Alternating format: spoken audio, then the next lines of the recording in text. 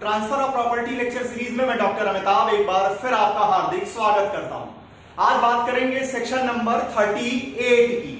38 जो कहता है transfer by person authorised only under certain circumstances to transfer. इस लेक्चर में सबसे पहले ये देखेंगे कि आखिर सेक्शन 38 का बेयर क्या कह रहा है।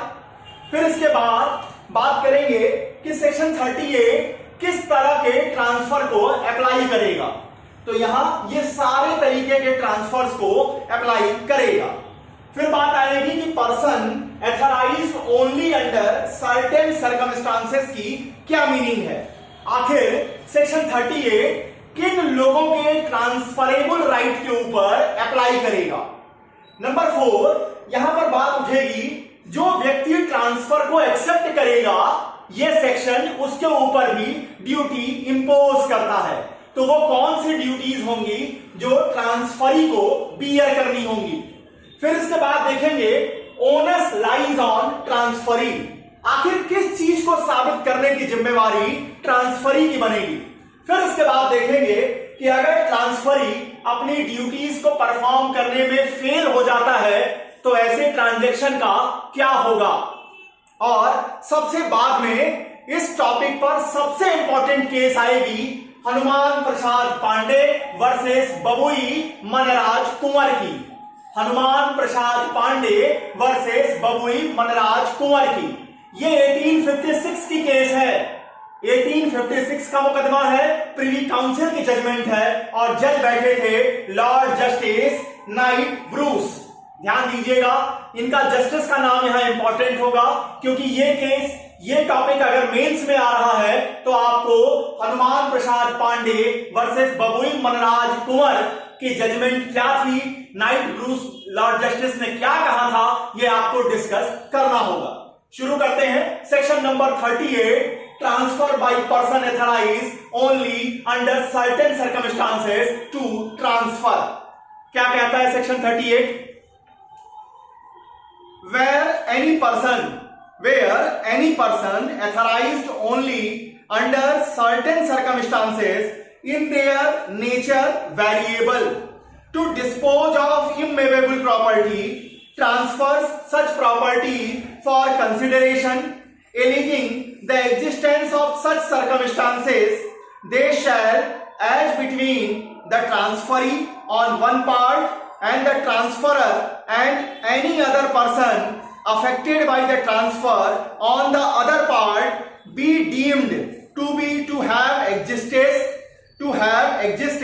if the transferee after using reasonable care to ascertain the existence of certain circumstances and acted in good faith।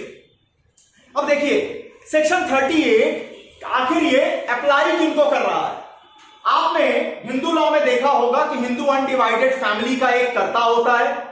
Minor के केस में आप ये जानते हैं कि माइनर की प्रॉपर्टी के बारे में फैसला लेने का लिमिटेड पावर मिलता है जो माइनर का गार्जियन होता है।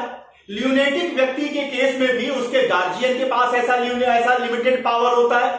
जो ट्रस्टी होते हैं, जो असाइनीज होते हैं, ये सारे ही लोग, मतलब सेक्शन 38 उन लोगों को अप्लाई करेगा जिनके पास प्रॉपर्टी के संदर्भ में बिहेव करने का, ट्रांसफर करने का लिमिटेड पावर है उनके पास। वो कुछ सर्कमस्टांसेस में ही अपने इस पावर का इस्तेमाल कर सकते हैं।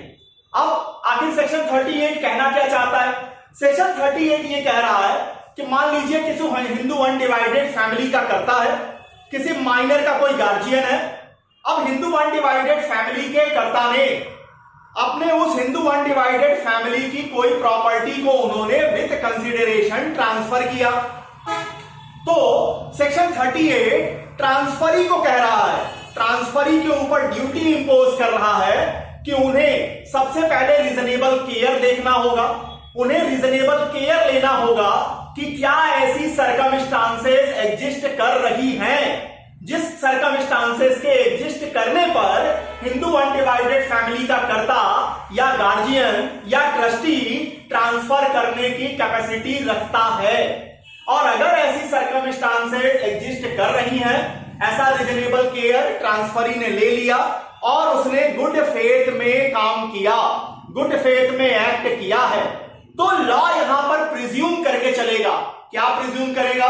कि ट्रांसफरी और ट्रांसफरर के बीच में एक तरफ ट्रांसफरी होगा, दूसरी तरफ ट्रांसफरर, और कोई भी दूसरा व्यक्ति जो जिसका कि राइट अफेक्टेड हो रहा है, उनके बीच में यह प्रिजम्पशन की जाएगी कि ऐसी सर्कमस्टांसेस एग्जिस्ट कर रही हैं। ऐसी सर्कमस्टांसेस उस समय थी जिसके कारण यह ट्रांजैक्शन किया गया। तो सेक्शन 38 सभी व्यक्तियों पे लागू नहीं है। सेक्शन 38 सिर्फ उन्हीं पर्सन्स के ऊपर लागू है जिनके ट्रांसफर करने के राइट तो हैं, लेकिन वो स्पेशल सर्कमस्टांसेस में ही होंगे।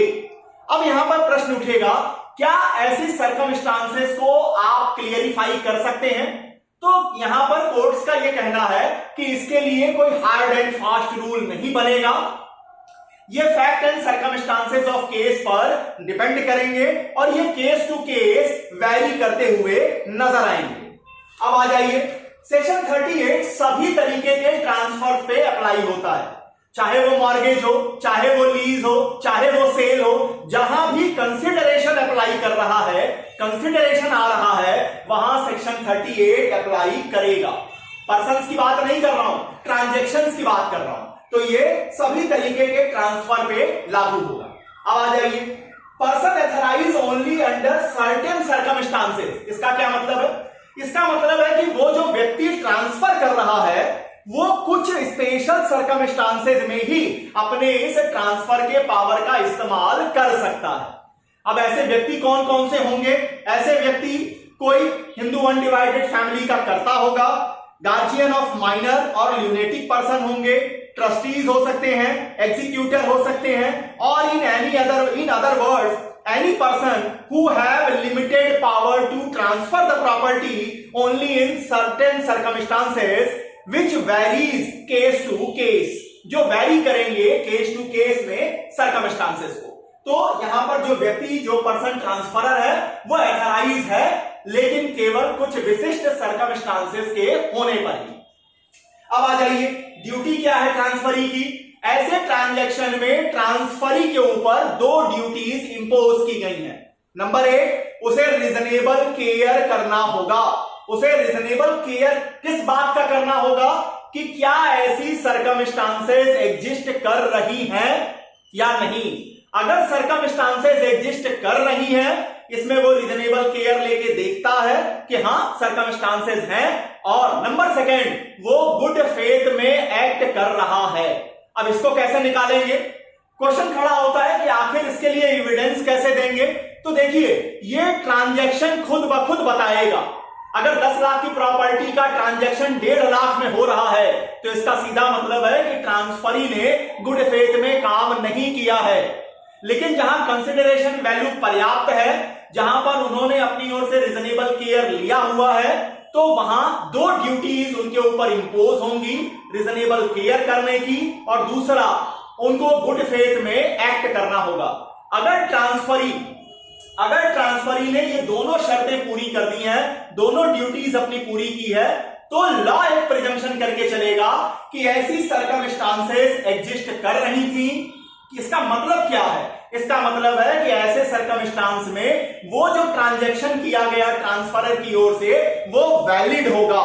वो ट्रांसफरी को पूरे राइट मिलेंगे, उसके राइट्स के ऊपर किसी तरह का कोई क्वेश्चन ना तो कल ट्रांसफरर खड़ा कर सकेगा, ना कोई दूसरा अफेक्टेड पर्सन ही इस पर कोई प्रश्न उठा सकेगा। अब आइए, ओनस किसके ऊपर लाई करेगा? देखिए, ओनस या बर्डन ऑफ प्रूफ कि ऐसी सर्कमस्टांसेस थी, किसके ऊपर है?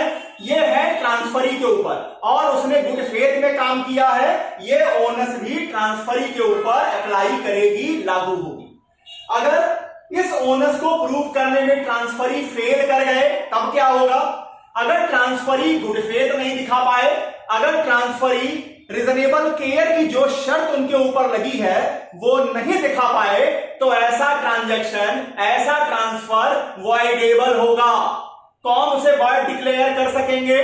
कौन करा सकेगा वॉइड? वे लोग जो कि उस प्रॉपर्टी में बेनिफिशियरीज होंगे।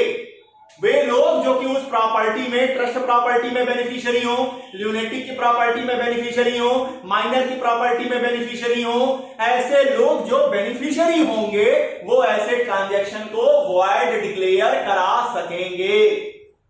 अब आ जाइए, जो सबसे लीडिंग केस है इस टॉपिक पर, हनुमान प्रसाद पांडे वर्सेस बबुई मनराज कुंवर की।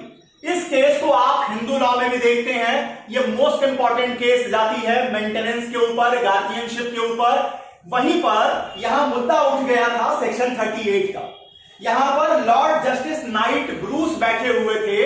लॉर्ड जस्टिस नाइट ब्रूस ने 1856 में यहां जजमेंट में यह लिखा कि ये जो ड्यूटी इंपोज की गई है ट्रांसफरी के ऊपर रीजनेबल केयर लेने की, ये ड्यूटी सिर्फ इतनी है कि वो ये देख ले कि क्या ऐसी सर्कमस्टांसेस एग्जिस्ट कर रही हैं। अगर वो सेटिस्फाई है, वो एविडेंस के जरिए हमें ये सेटिस्फाई कर सकता है कि ऐसी सर्कमस्टांसेस एग्जिस्ट कर रही थी और उसने गुड फेथ में काम किया है, तो इतना उसको उसके ड्यूटी से डिस्चार्ज करने के लिए काफी है। यहां कोई जिम्मेवारी नहीं बनती है ट्रांसफरी की कि वो ये देखता जाए कि ट्रांसफरर जो पैसा पा रहा है उसका इस्तेमाल कैसे कर रहा है। उसका इस्तेमाल वो शराब पीने में कर रहा है, वेश्या के यहां जाने के लिए कर रहा है, या जो सर्कमस्टांसेस एग्जिस्ट कर रही हैं उसको रिजॉल्व करने में कर रहा है। ये देखने की कोई भी जिम्मेवारी ट्रांसफरी की नहीं बनेगी। तो यहां लॉर्ड जस्टिस नाइट ब्रूस कह रहे हैं कि आपकी जो जिम्मेवारी है, जो ट्रांसफरी की जिम्मेवारी है, वो सिर्फ इतनी है कि आप रीजनेबल केयर ले लीजिए कि क्या सर्कमस्टांसेस एग्जिस्ट कर रही हैं और आप गुड फेथ में काम करिए। आप कंसिडरेशन के पीछे मत भागिए। आप ये मत देखिए कि ट्रांसफरर किस इंटेंशन से बिहेव कर रहा है। आपको ये नहीं देखना है कि जो कंसिडरेशन आप दे रहे हैं उसका इस्तेमाल ट्रांसफरर कब, कहां, कैसे कर रहा है, ये ट्रांसफरर जाने। आपके इस ट्रांजैक्शन को वैलिडिफाई होने के लिए सिर्फ इतनी शर्त लगी है कि आप गुड फेथ में काम करें, ट्रांसफरी गुड फेथ में काम करे और उसने रीजनेबल केयर लिया हो किस चीज का, कि ऐसी सर्कमस्टांसेस एग्जिस्ट कर रही हैं। तो वहां पर लॉ ये प्रिजम्पशन करके चलेगा कि वास्तव में उस समय ऐसी सर्कमस्टांसेस एग्जिस्ट कर रही थी, जिसका इफेक्ट ये आएगा कि वो ट्रांजैक्शन जो उस लिमिटेड राइट रखने वाले ट्रांसफरर ने किया है वो भी वैलिडिफाई होगा और ट्रांसफरी को ऐसे ट्रांसफर में फुल इंटरेस्ट मिलेगा। इतनी बातें सेक्शन 38 के लिए मैंने आपके सामने रखी। यहां पर transfer of property lecture series में अगला जो लेक्चर लेकर आपके सामने आऊंगा वो सेक्शन नंबर 39 पर होगा। सेक्शन 39 भी एक इंपॉर्टेंट टॉपिक को डिस्कस करता है कि मान लीजिए कोई इमूवेबल प्रॉपर्टी है, जिस इमूवेबल प्रॉपर्टी पर किसी व्यक्ति को एडवांसमेंट का राइट है, किसी व्यक्ति के मैरिज का राइट है और किसी व्यक्ति को मेंटेनेंस का राइट मिलता है। और ऐसा इमूवेबल प्रॉपर्टी अगर ट्रांसफर किया जा रहा है तो उन व्यक्तियों का क्या होगा जिनको मेंटेनेंस का राइट मिलता है, जिनको एडवांसमेंट का राइट मिलता है और जिनको मैरिज का राइट मिलता है। इस टॉपिक को लेकर अगले लेक्चर में आपके सामने उपस्थित होऊंगा। तब तक के लिए बहुत बहुत धन्यवाद। नमस्कार।